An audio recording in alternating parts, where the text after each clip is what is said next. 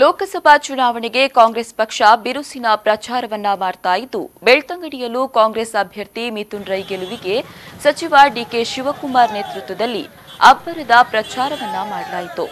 ಅಪಾರ ಸಂಖ್ಯೆಯಲ್ಲಿ ಕಾಂಗ್ರೆಸ್ ಕಾರ್ಯಕರ್ತರು ಬೆಳ್ತಂಗಡಿ ನಗರದಾದ್ಯಂತ ರ್ಯಾಲಿಯನ್ನ ನಡೆಸಿದ್ರು.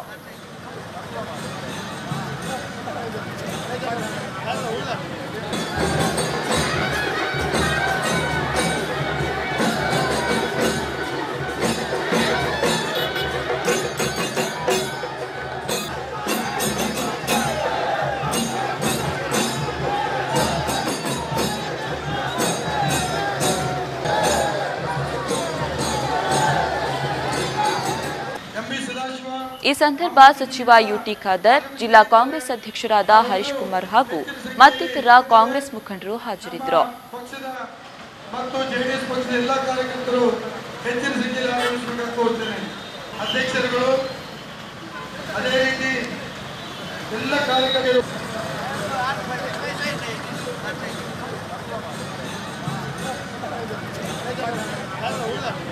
ಯುವಕರ ನಾಯಕರೆನಿಸಿಕೊಂಡಂತಹ ದಕ್ಷಿಣ ಕನ್ನಡ ಜಿಲ್ಲೆಯ ಎಲ್ಲ